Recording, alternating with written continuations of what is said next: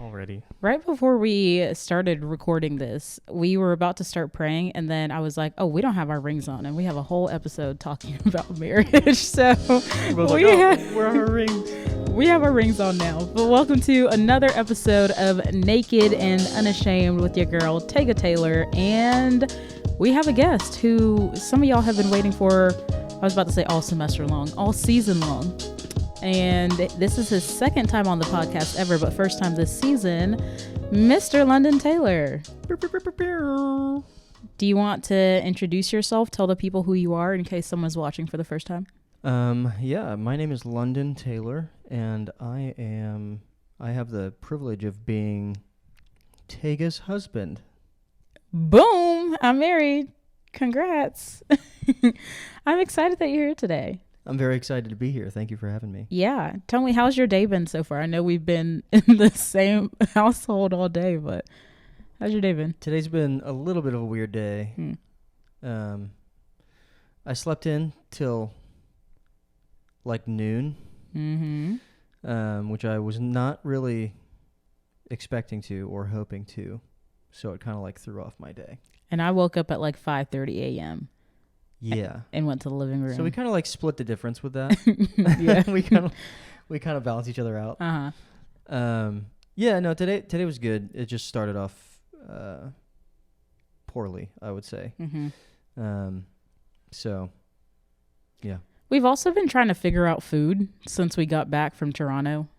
Yeah, we had to clean out our fridge, and we had to like air it out for a couple days because it was getting quite rank. Spooky, dusty, raggedy. Yeah, so keep your fridge's hygiene in mind. Here's the thing. We kept the hygiene. We cleaned the fridge. I think a mixture of chemicals made it weird. Like maybe, yeah. That and like, maybe we just cleaned it with the wrong stuff. Yeah. But regardless. All that to say, DoorDash and us. We're on lock. Yeah, right DoorDash now. hates to see us coming. And so does that card bill, which we just recently merged our cards into one. So in an episode about marriage, we have one bank account. We have one bank account. Praise God. More money. No problem. Something like that. Anyways, baby, today we are talking about marriage and all the things, but specifically not even just like what we've learned in marriage so far. I kind of wanted to take it a different route and talk about the sanctification of marriage, which if you don't know what the word sanctification means, it's really just a big term that means the process of becoming more and more like Christ, becoming more and more like Jesus. But before we even get there and we start just recapping some stuff and talking all the nitty gritty and the honesty about our marriage, I ask this question to every guest on the podcast. And the question is, what are you stewarding right now? Instead of asking people like, hey, what do you do? I ask like, hey, what has the Lord gifted you to steward, to care for, to tend to, all the things. So what are you stewarding? Yeah, the Lord has gifted me a number of really awesome things to steward. A couple of them being ministries. I'm the worship pastor over a middle school ministry for our local church, Gwinnett Church, and I am also the worship pastor for our high school ministry at North Point Community Church. And so on Sundays, I get to be there and worship with our students, and it's awesome. Throughout the week, I get to pray and plan for the Sundays and all that they have. But during the week, the Lord has gifted me a gift of visual artistry, I guess I could say. So I do graphic design and video, motion graphics, all of that kind of stuff. I contract with that. And then the Lord has also allowed me to steward a job doing audio, video, lighting integration for a company called Production Bros Co. So throughout the week, I'm helping install sound systems and video walls and all the like for various different clients. That's good. And he's also stewarding a wife I'm also stewarding a marriage and life. and an apartment that we're going to be leaving soon. I'm so sad, but also praise God for new spaces where rent is free. So true. Look, it's taken us over a year to just put things on the wall. Yeah. Like, and I just used electrical tape. Like, it's not even up there officially. It's just, I just couldn't go another day without something on the walls. Yeah, I fell asleep on the couch and I woke up. I said, whoa, Christmas. We have things on the wall. But anyways, we're not talking about things on the wall. What we are talking about is our marriage, which we are, what's today? The day we're recording this is the 14th. The 14th. Tomorrow's the 14th, right? No, it was Friday the 13th. So today's the 14th. Today's the 14th. So we're recording this on December 14th. And so we're inching on 8 months of marriage. Ooh. Did you think you'd make it this far? Marriage? I would hope so. In Jesus' name. Yeah, no, I definitely hoped we'd make it this far. Yeah. Has marriage been what you thought it would be? In ways, yes, and in ways, no. Tell me more on that. I think when you're dating, it's very easy to kind of like, I don't know, like romanticize marriage, and where it's like, yo, it's gonna fix all my problems. It's gonna be a breeze. Kind of like thinking it's gonna be the honeymoon phase forever. Yeah. Which in some ways it's like, yeah, but in other ways it's like, marriage doesn't fix all your problems. Does not. It actually shines a light on a lot of the problems The that light you is bright. maybe didn't know were there or ignored, or pushed down. So in that way, it's not really exactly how I thought, but I would say it's so much better. That's good. That's a good answer. We got engaged around this time last year, like in November. And I think coming up into this day, like I was just eager for us to live together. More than like, I was of course excited for marriage. I was excited for our life together, but I don't think that I fully grasped like the fullness of marriage because I could not conceptualize it because I wasn't there yet. But in the moment I was like, man, I'm ready to get to this finish line, quote unquote, even though I knew it wasn't a finish line, it was a starting point. But I was excited because I was like, oh, for 3 years we have been driving back and forth, and I was grieved to go home. Yeah. So I was excited that we got to live together because we chose not to live, like we chose to uphold our Christian values and not live together before marriage. But I was excited to live together. I was excited to do like daily life with you. But like you said, I was like, oh, okay, this is going to feel like the honeymoon phase in some way, shape, or form. But I'd also seen marriages gone bad and seen people like hate each other. Yeah. And so I also was cautious of all of those things. But in so many ways, I feel like marriage has been harder than I thought. No, it's been easier than I thought because I think I just think the worst in things at times. And so not that our marriage was going to be bad, but like I was like, oh man, this is going to be hard work. And it's going to be, I'm going to have to that type of mentality versus like, the reality is, no, I think that it's been simpler. You're so much kinder to me than I am to myself. Like there's so many. Facts. Oh, okay. Whoa. But it's true. It's true. And so, yeah, I've learned so much about you through you, all the things. But in us talking more about sanctification and just kind of angling ourselves in that direction, I wrote down a few questions that I wanted us to just talk through, honestly, candidly, all the things. So first one, obviously we're at nearly 4 years of being together. Like in January, it'll be our 4-year dating anniversary, which means we've been together for 4 years, which is crazy. So what would you say has been special about this year in particular? About this year in particular? Yeah. I'd say not just because we got married, but that definitely plays a factor. We've gotten to see so much more of each other this year, which, of course, living together now that we're married does play a huge factor in that. But also, we've traveled so much Y'all. this past year. Yeah. Honestly, in an amount that I never really expected. But it's been awesome because, when you travel with people, have you ever been on like a family vacation or a trip with like friends from college or something like that?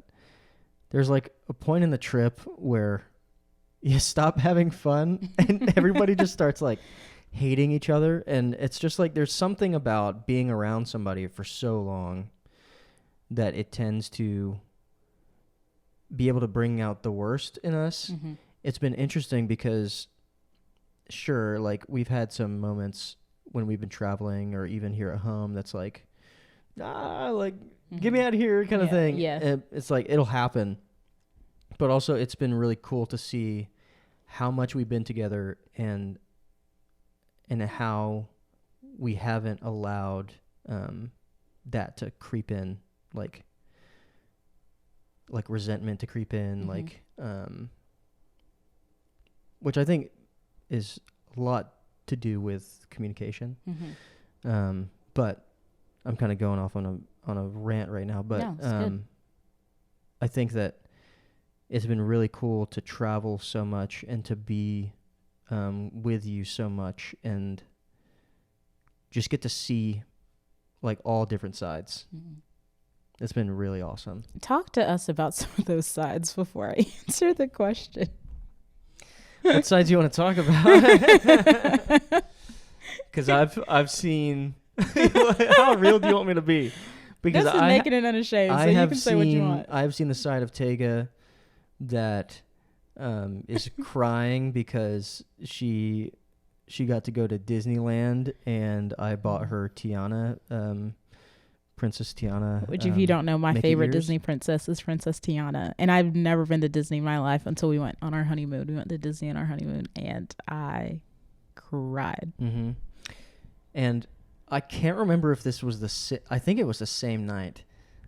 I saw Tega have to pee so bad that like it was like an animal had shown its face. And I did not know what to do. Yeah. I was fearful for my life. Look, and then I it's grew up like with bladder look, problems. and you're in Paris, like after dark, Mm-hmm. everything's closed.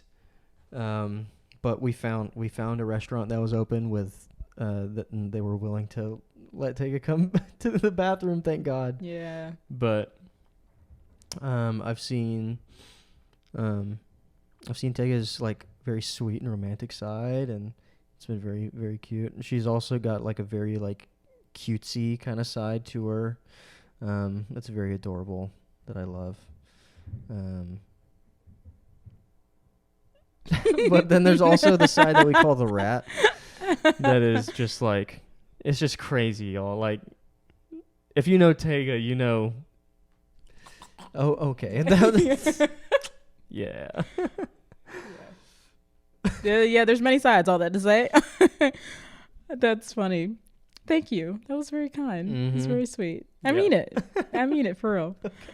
I would say what has been special about this year is how obviously we got married this year. And I remember moments in premarital feeling like, oh man, if once I get married, I'm going to lose myself. Like once I get married, I'm going to be in a box and I won't be myself anymore. I'll just be someone's wife. And I like had fear in that because I felt like I was losing my identity. And maybe that just comes with like losing your last name and like and just transitioning to a bigger life state. But I feel like what has been so special about this year is that because I am with you, like because the Lord allowed this marriage to happen, I feel like I'm more of myself with you. Like I feel like you unlock parts of me that I didn't even know existed, and you challenge me in ways that like it gets me, but I need it. And you make so many things beautiful. Like this apartment, y'all see the work. y'all see what's happening here if you're watching on video. My husband has done a majority of what's happening here. So, if not most of it. It might be a little dark for the viewers. I'm going to go turn up the brightness real quick. Okay. There we go. That's good. Sorry, y'all. Sun was setting. Yeah, that light does light, and we're filming in the sunroom. But all that to say, London, you are a beautifier of spaces and people. And I feel like anything and anyone you interact with becomes better because of you. But at the same time, like, I feel like what's also been so special about this year is just that, like, I cannot believe I get to do life with you. Like, it's hard sometimes. And money is tight some days. Ooh, so tight. And we have our moments where it's just like, but I feel like overall, like, sometimes I just look at him. I feel like the whole first how many months of marriage, I would look at you like maybe twice a week and be like, I can't believe we're married. Like, you still do that. I still low-key do that. But it's I can't believe we're married. It's such a joy. It's such a gift. Like, God is so kind. I can't believe that we get to do this together. And like, that's not just us being in like, oh, you're newlyweds. Like, it's going to fade after some time. Like, prayerfully, like, it doesn't. And we continue, like, as we grow and change into, you know, more of who God has called us to be, like, we learn how to love each other in those seasons too. But I feel like with 4 years down the line, like, I love you more now than I did then. And I get that now because everyone and their uncle who is above the age of whatever says that about their relationship. But I feel like I really understand that more and more now. Yeah. Okay. So with that being said, do you think that there's a difference between the season of dating and the season of being married? And like, what do you think actually changes? Just because I've heard the argument that like marriage is just a piece of paper and like, you know, it's not, you know, there's no difference between actually getting married and just like living with a significant other or like just being in that type of context. So talk to me about that. So I definitely for a long time kind of wrestled with the idea of marriage because you know this, like for a while I was under the mindset of like the whole like, oh, marriage is just a certificate. It's like, it's a contract made up by the government to like, you know, help with taxes or control us. Who knows? I don't know. But I think now that I am married, now that we've been married for a while and throughout our relationship. By a while, 8 months. Yeah, which I guess to some people is not a while, but to us it is. I think coming from that side, now I see the reality of marriage, I think, and how it is so different from dating or even engagement. Because the relationship is more or less the same throughout. It's like, it's you and me, you know.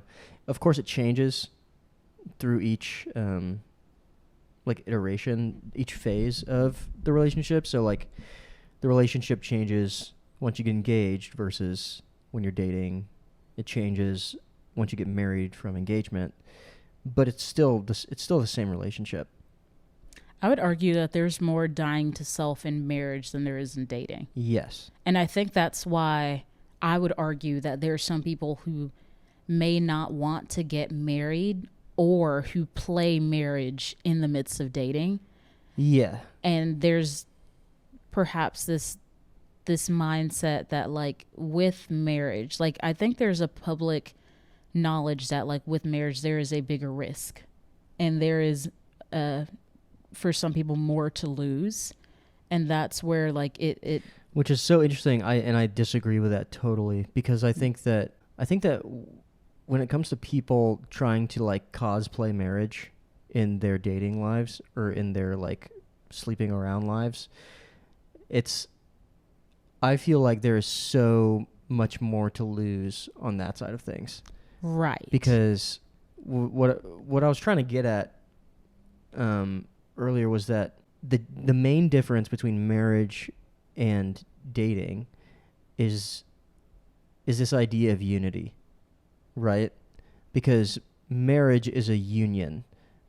two become one. Like, it's no longer like London Taylor, Tega Fafa. We are one. We are the Taylors now. Or, like, so not even just changing the name, but even spiritually, like, when you look at marriage through a God lens, it's unification. Us with the Holy Spirit, us with God. And so when you have that aspect of marriage, it does require a lot of dying to yourself, because you can't be selfish. When there's two of you, you can be as selfish as you want. When it's just one of you, when you are unified, it's like there's no room for selfishness. Mm-hmm. And so when people are cosplaying marriage in singleness or in dating, you are essentially doing everything that is meant to be done as one without having the unification. Or you are trying to unify without actually doing it under God. Which I think you just bring up an important point of how what makes marriage, because some people would argue, like, what actually constitutes as, like, a marriage? Like, what makes someone married? I think that, like, yes, like, there's, the part where, like, you have this, like, legal binding document under the court of law, but also, like, having witnesses and doing this under God. Like, it's choosing to say, yes, we choose to commit to each other, no one else, to us, with God, and do life that way. And that is what I would say constitutes as marriage. With dating, there is nothing that binds you two together other than just your say of, like, oh, that's my boyfriend, that's my girlfriend. But, like, there is no other tie other than that. Mm-hmm. And so, like, if that relationship breaks, it was not a covenant to begin with, but it was a verbal agreement. But I think us stepping into marriage, like, we are stepping into, like, a covenant with God. And if you read throughout scriptures, when it comes to covenants with God, like, that is no joke. Like, that's not, oh yeah, like, I can do whatever I want tomorrow. Like, it's serious. It's real. It's a big step, but it's beautiful. And we don't say any of this to scare anyone, to be like, marriage requires further dying to self. I think there is something that the Lord does in the midst of marriage, and just, like, in the midst of, like, just relationship with people, that pushes you to become more like Jesus. But the way that he does it in the midst of marriage is an intimacy that I had not realized or understood until I got into it. I will say, when we were dating, I know for us, we had moments where we were playing marriage. Like, Oh, for sure. We would play house all the time. And it was like, look, I can say we was baking cookies with our legs out, like with your legs out. Look, we will be the first to say that, like, we were not perfect in dating. Not even. That's not to, like, try and justify it. No. We just want to be honest. Yes. And in that, we have a lot of regrets. And a lot of things that maybe we did outside of marriage that we haven't even seen the effects of yet. And who knows when we will, or if we will. But yeah, I think that the grace and kindness of the Lord has been very apparent. Like, us being totally candid, like, we had sexual interactions before marriage, for sure. I feel like the way I said that was so governmental. That was so sus. Like that, yeah. Okay. That was too much. It was too much. Essentially, we had, how do I say it? Let's just say, like, we had, like, an everything but mentality. Yes. When it came to sex. Yes. And thank you, West Wing, for giving me the language for that. We're watching West Wing right now. Watching West Wing right now. But yeah, we had this mindset, which I don't even think, it wasn't like a conversation that we had where we're like, you know what, let's define our boundaries. Like, we had that conversation like a couple times, but we had it a good amount of times. Yeah, but we never had the conversation in a way that we were like, we're okay with everything but. Right. It just happens. Yeah. And especially when you don't have like guardrails up, you just kind of like cross the line and then you make another line and you're like, okay, I won't cross like that line, but like this line's kind of, and we were dancing around those things. Yeah. All that to say, we were not perfect.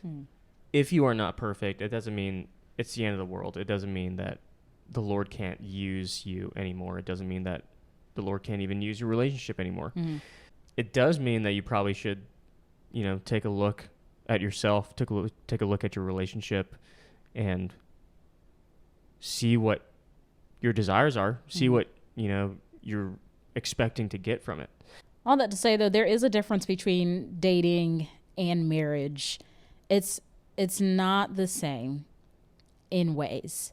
But in ways, like London was saying before, like it is still the two of you doing life together, but added perks and also added responsibility. Absolutely. Added responsibility, definitely.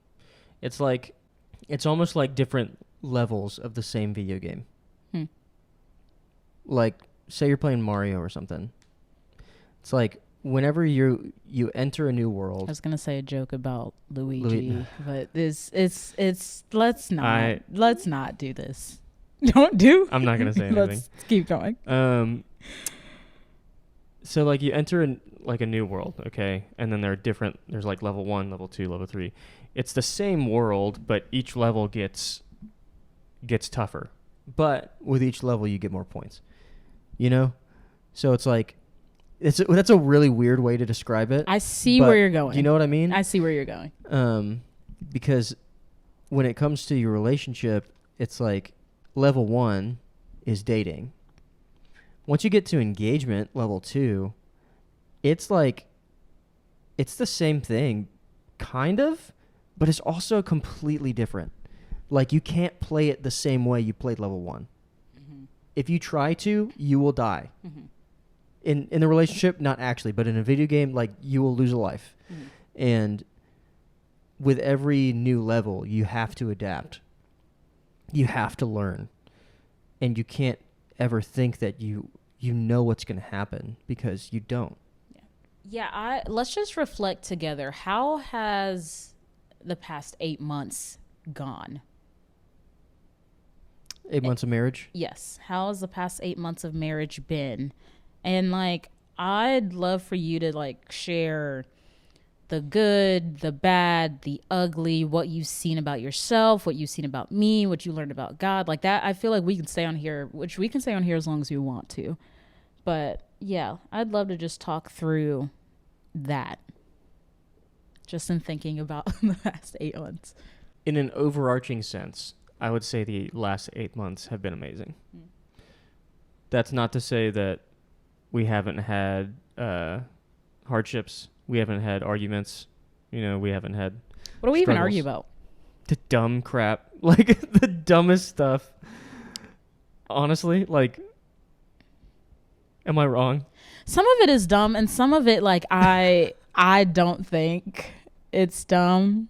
Like what? Like, okay, remember the time, for instance, I feel like our most recent tiff was Toronto, yes? Was that the most recent one, or have we... I mean... Or no, I think we might have gotten into something when we got back here. Oh, yeah. Oh, okay. Let's talk about the most recent... I pointed to the Christmas tree for those of you listening. Because... Let me tell my end of the story. So, we live in this beautiful apartment, and it's Christmas season. It's December, all the things. And last year, like, we kind of got into the same kind of tiff. It kind of rolled over in my own heart and mind to this year. And it is about decorating the Christmas tree, which London is good at doing all the interior design and decorating and this, that, and the third. And he has a very specific way of doing things. He has a way, he's trying not to say anything if you're listening. He has a way of doing things. He has like a routine. London has a very good routine and regimen when it comes to doing things. And in my head, with the Christmas tree and the way that it's done and the way the ornaments are put up there, I just did not want to bother with doing something wrong. I'd rather him do something than for me to do something wrong and then feel bad and feel like, well, I don't even want to do this anyways. So I was like, you know what? I'm just going to let him decorate the tree. I'm going to do the little table decor on the dining room table. Let him decorate the tree. That way we're all happy. The tree looks how he looks or how he wants it to look. Everyone's happy. We're all smiling. Christmas season is here. We can sit on the couch, have a cup of hot chocolate, and be done. He wanted me to help him with the tree. Because who wants to decorate a Christmas tree by themselves? Okay, now it's time to listen to my side of the story, okay? Talk. Because Tega's been wanting to put up the Christmas tree since before Thanksgiving. No. I said the week of the Friday after. Yeah, the week of Thanksgiving, which is before Thanksgiving. Okay, I thought you were making it seem like I'm early November. No, you're not like in August or September. No. No. But the week of Thanksgiving, she was like, London, I want to put up the Christmas decorations. I was like, okay. The week came and flew by, and we did not have the time. Nope. We just did not have the time. So, weeks pass, and you know what? We are leaving for Toronto, and we're like, man, the night before we were packing, and Tega's like, I want to put up the tree tonight before we leave. And I was like, looking at all the stuff we had to do before we left, I was like, there's no way that's happening. There's just no way. We don't have time. So we get back, and now we have time. And so I was like, all right, babe, let's put up the Christmas tree. And she's moping around on the couch like she doesn't want to put up the Christmas tree. And I'm like, weren't you begging me to put up the Christmas tree? It's not that I didn't want to put up the Christmas tree. Uh-huh. It's that I wanted the tree to be up. And you didn't want to help?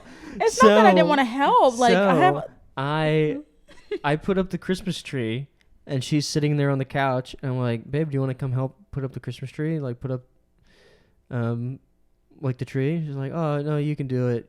You're better at it than I am. Okay. Yep. Better at putting up the Christmas tree? How good can you be? It's a Christmas tree. It's not just a Christmas tree. But also, and you, my girlies who know okay. about the design work that comes with a tree, you know. Like, okay, well, all that this story is becoming way longer than it needs to. But essentially, we have not decorated the tree yet because I told Tega, I said, hey, I'm not going to decorate the tree unless you're doing it with me, because this is a family thing. I want to do this together. This is our first year married, and I want to decorate the Christmas tree together. Which goes into how I have seen my flesh. I have seen my flesh in ways that I cannot describe in the midst of marriage. And I think both of us can say the same for ourselves of absolutely. You see yourself in ways that you're like, dang, I love this person. Why am I acting like this? For instance, the Christmas tree. As soon as London said, I'm not putting up the decor until you help me. Tell me why I was sitting there guess what? I was going to be like, guess we're not. Christmas is canceled. Guess we're not having a tree. Oh, God. Because I was like, ooh, I want to be so petty. I want to literally be a rat. And I want him to be like, I'm sad. I want him to feel it. And then I sat and I thought, now, girl, what's going on? This is London. Is this your enemy?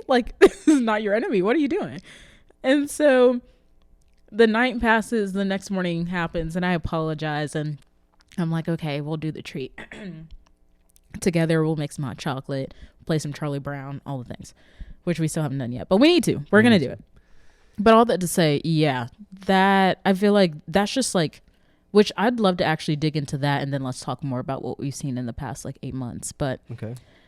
Seeing your flesh in marriage is an ugly sight. And I feel like for a lot of it, for me, how I often react to my flesh, especially as the Lord is sanctifying me through you, through being married to you, it makes me want to hide.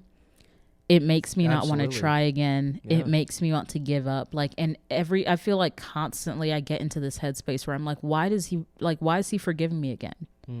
Like, why is he kind to me again? Why, like, after I've done this, I've like said the mean thing, or like I've shut down, or I've argued, or like pushed back, or whatever, like that I've done in my flesh. Like, to see that you still forgive me, to see that you still pursue me, to see that you still like want to be with me is like the way that mirrors just the heart of God and who God is. I feel like I've just seen God more in marriage. Like, I saw him in dating, but the way I've seen him in marriage, that you wake up next to me and you still delight in being with me, is just like baffling to me.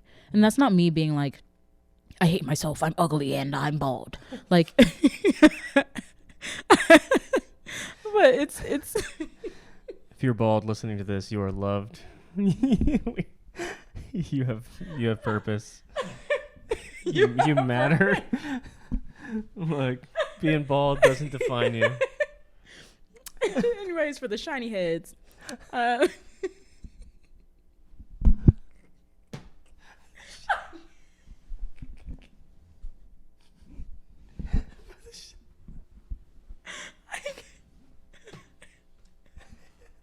Make your point.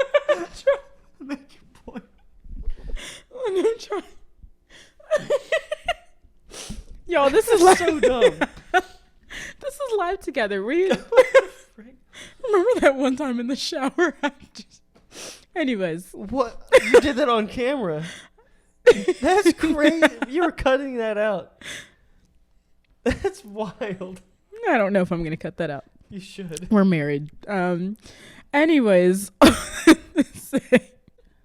Oh, man. It's so easy, I think, in marriage, that whenever your flesh like rears its head, or whenever your old self rears its head, it's very easy to be ashamed, I think.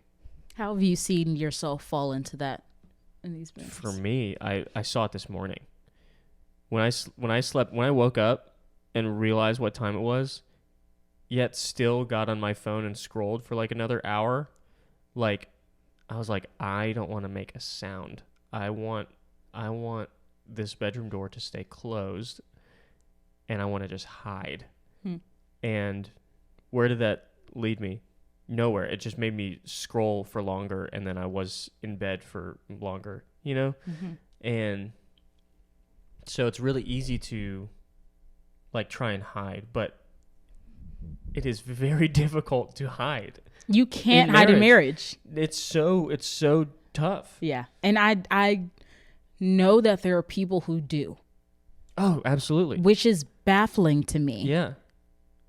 Because of how intimate this is. Yeah. And then also I think that is on the spouse to then like help you come out of hiding. Because it would be really easy to, like, if one person is feeling ashamed, if the other person approached them and was like, yeah, why did you do this? Like, well, coming at them, it'd be so easy to push them like deeper into hiding. But when it comes to communicating like healthily in a relationship, in a marriage, you have to realize that it is you two together against whatever the issue, whatever shame, whatever guilt. Like, that is the mindset. So in order to communicate that, you have to communicate from a place of love, from a place of caring, from a place of forgiveness, and gentleness. Which I feel like is something I am learning at a different level in marriage. Because for obviously you guys don't know, but the way that London and I tend to navigate or behave in arguments is that, like, when we have gotten into a tiff or something like that, he wants to talk about it then. He wants to navigate it in that moment. For me, I need some time. I need some space. If I have too much space, I stew in it. If I have not enough space, I'm like not ready for it. And so I need a little bit of time. And so, like, I think we learned a bit of our fighting styles in dating. I feel like we've learned our fighting styles at a different level in marriage. You talk about that on your end of just like anything you've learned in that. I think something that I've learned that yes, you do need space, but you don't need as much space as you think you do. Because you tend to run, so it's easy for you to mask your, I need to like prepare myself and like withdraw from this in order to be ready. It's very easy to mask that when actually you just don't want to address the problem. So for me, I need to like discern and know, all right, when is that actually happening? When do you actually need like time to like get your mind on it and think about it? Or when do I need to press and be like, hey, no, we're actually talking about this right now. And then on the flip side, I feel like you actually do the same thing for me, I'm realizing. Because there have been a number of times recently that I've wanted to just run or just like dissolve the conversation and be like, nah, like I don't want to deal with this right now. And you have like sat with me in pride and asked questions and actually made me talk about it. You know? I have learned I think more so in marriage than any other time, that you can easily like use I don't know as like a mic drop of like, I'm done with this. But you actually know more than you think you do. And you actually have more in you than you think you do at times. And so by me asking, like, I feel like sometimes you need the right question to pull something out of you. You have something to say. I think also sometimes I use I don't know when I know that what I'm going to say is going to hurt your feelings. And I don't want to hurt your feelings. But I think that part of that is like, this is something I've been sitting with the Lord in recently, because I have realized like how sensitive I am, and not sensitive in the like way of like, I know I cry a lot and there's levels of that isn't bad, but like sensitive in the way that like I'm easily angered, like in the way where in Galatians like 5, that type of sensitivity. Easily angered, and so I have learned that like when it comes to correction, or you trying to steer me straight, or like you trying to like push me towards the way of Jesus, when I don't want it, I will take offense. Or when it's hard for me to stomach, or it's like, this like poked my side a little too hard, or this doesn't feel great, I will easily just like choose offense over choosing the heart posture that you're saying it out of. And so this is me publicly also on this podcast just saying that like, I recognize that, but I still want you to press into it. Say it lovingly always, of course. But I need to hear it, because if I don't hear it from you, like who will I hear it from? And like it doesn't have the same impact it does than if it came from you. Yeah. So I feel like that's just like communication we've learned. We've understood like fighting styles, but also like I feel like in these past 8 months, like the Lord has grown us in like what it looks like to like consistently delight in one another, which me being like completely honest, even when it comes to delighting in God, like I have not sat with him as much as I want to since we've been married.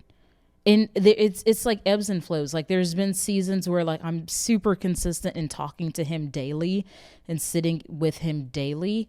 But then there are seasons and times where like I go like a day or a few days without saying a word to him, without journaling, without asking him like something like, and I'm realizing the power of not having that level of communication where you're supposed to be intimate with someone.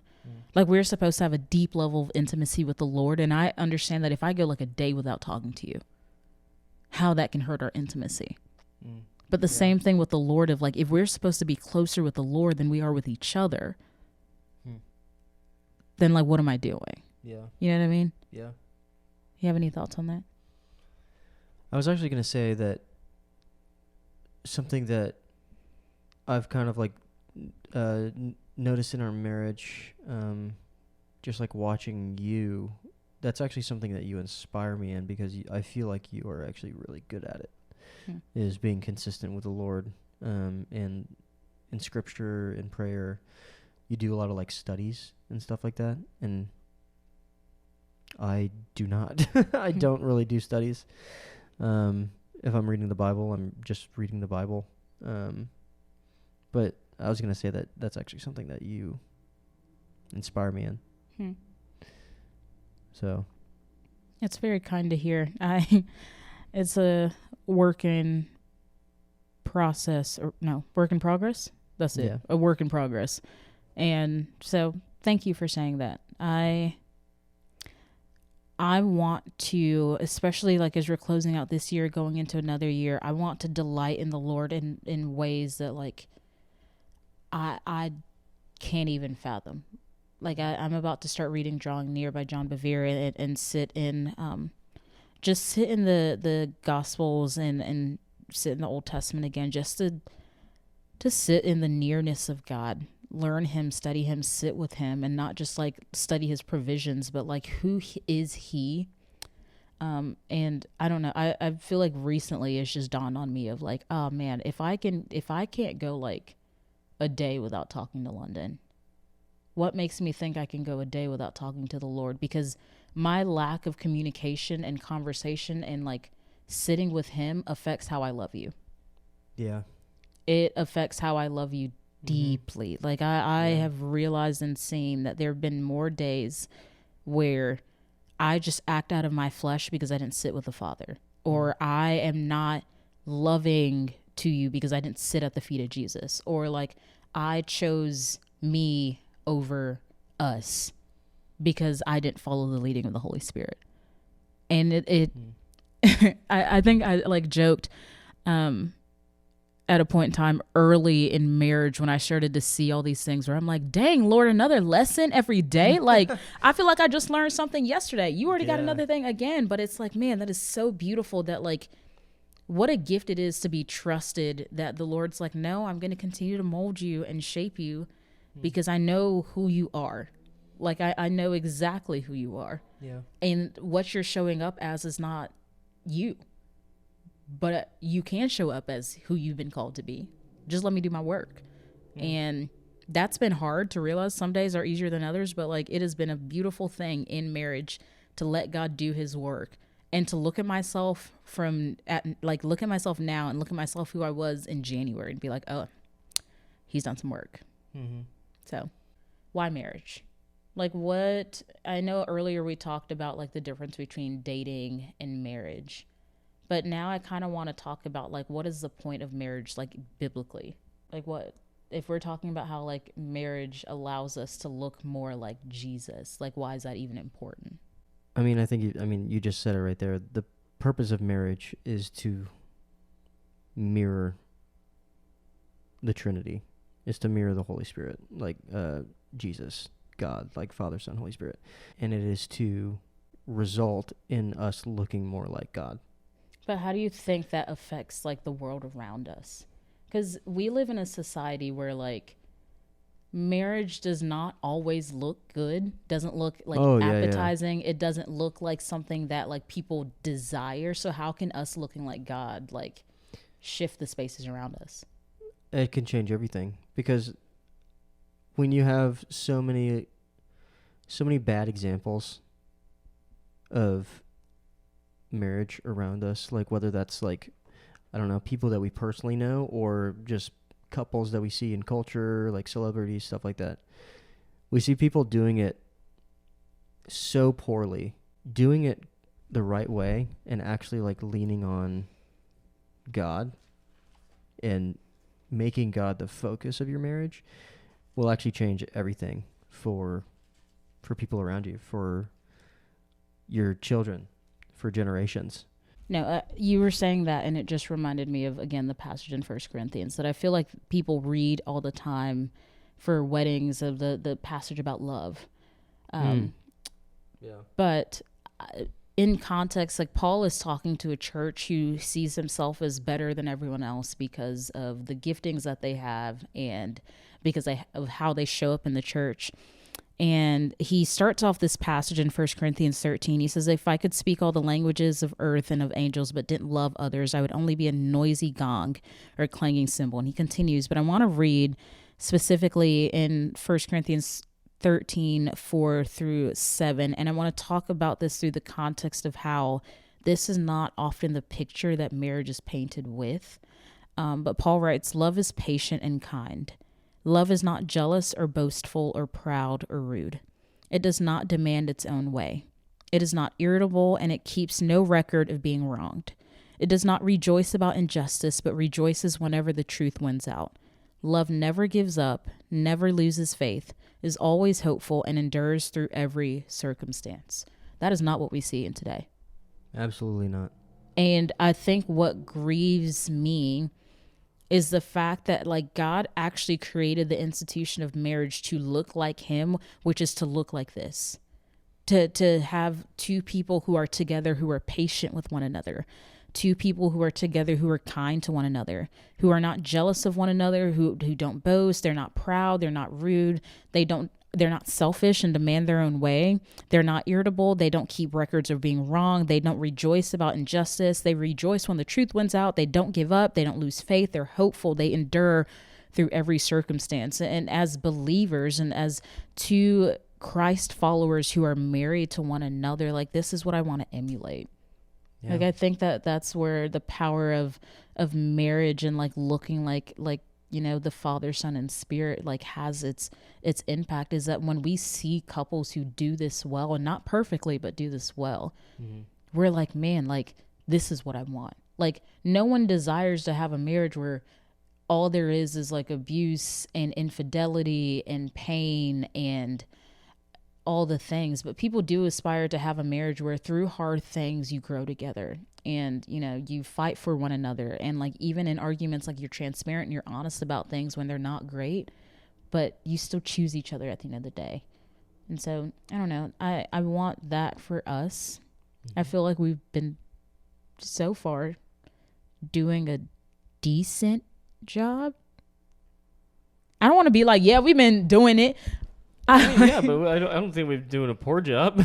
No, I'm definitely not saying we've been doing a poor job, but I don't want to be out here like, yeah, we perfected this. Like, no, definitely not. Yeah, but we've been doing a decent job. Yeah, we've been. I should say that confidently. A decent question mark, like because I was like, can I use that? Can I say that about us? We're 8 months in. Can I say that we've been doing a decent job? Like, can I rate our relationship like that?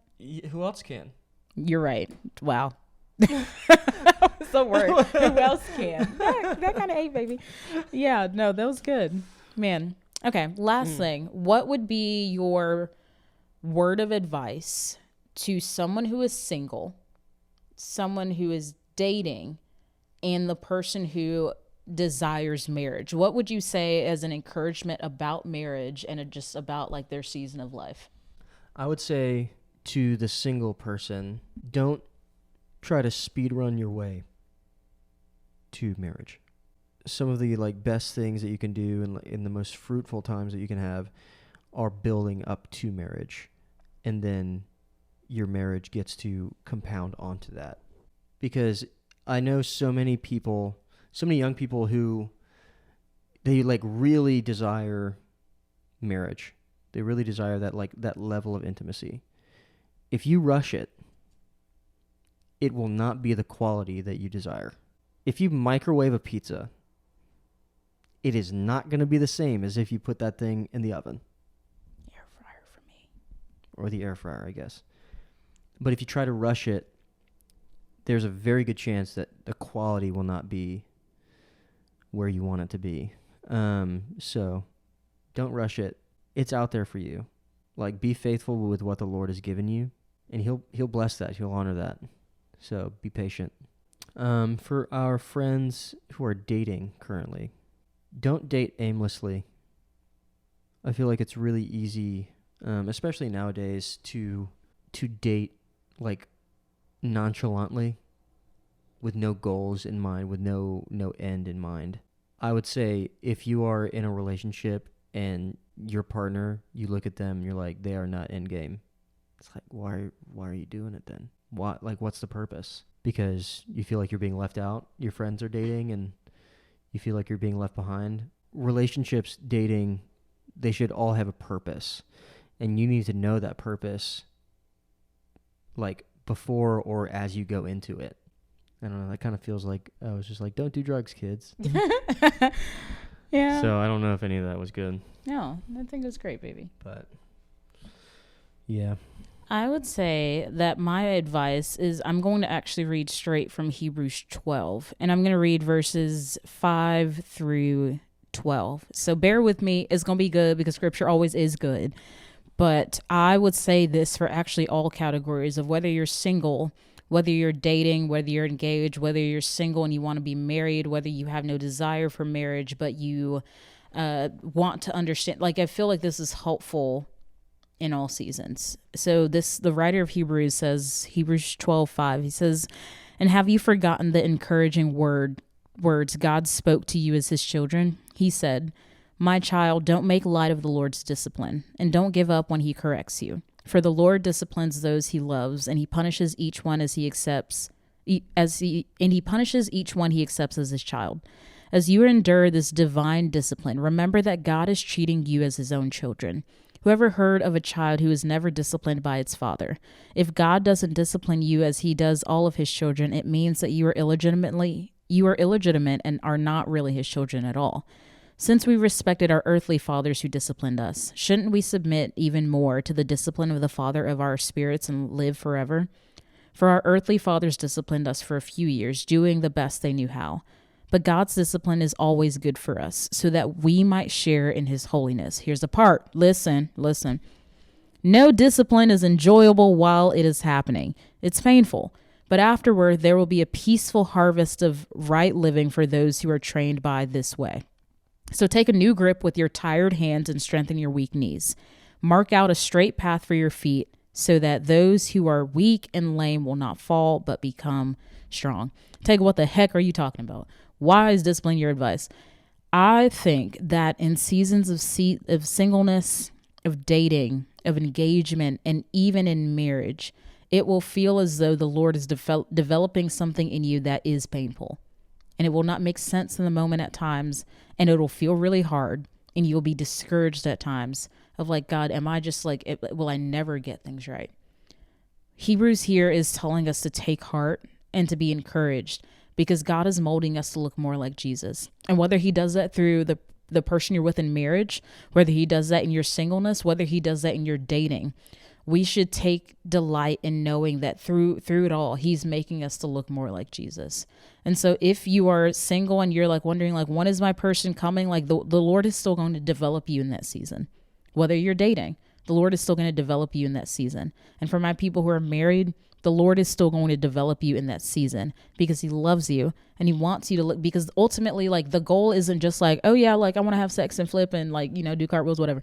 The goal is to look more like Jesus. And that's ultimately like what we all desire. And so thank God that he is kind enough in different seasons of life to still have that heart posture, to allow us to look more like Jesus, to delight in him, and to have a life that is fruitful, because he desires us to be fruitful and experience joy and all the beautiful things. So I feel like that's my advice. Just allow the Lord to do his work and to continue to keep your eyes on him in the midst of all the things. So that's all I got.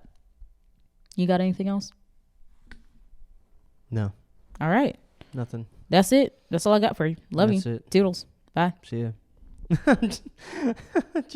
He wanted to close a different way. No, I don't know. This is my first time on the show in a long time. Yeah. And I didn't have video, but now things are different. I just didn't know how you did it now. All this can be cut. Well, thanks for listening to another episode of Naked and Unashamed with the Taylors. This is my actual exit since my husband was like, oh, you just ended like that. So, walking in a winter wonderland or whatever. I gotta leave soon, so I love you. No, say it like with I love you. And we love you. Yeah. our viewers, our listeners. Our viewers are listeners. Like it's not 10 people. like it's not your show. It's not mine. It's ours. We are one. Okay. We'll figure out what the actual ending is. Anyways, we'll see you guys next week, where I'm going to be doing some reflections about the end of the year and all the things, and talk about what's next for Naked and Unashamed. There's more episodes coming because I'm consistent. Yes. Toodles. All right. Bye.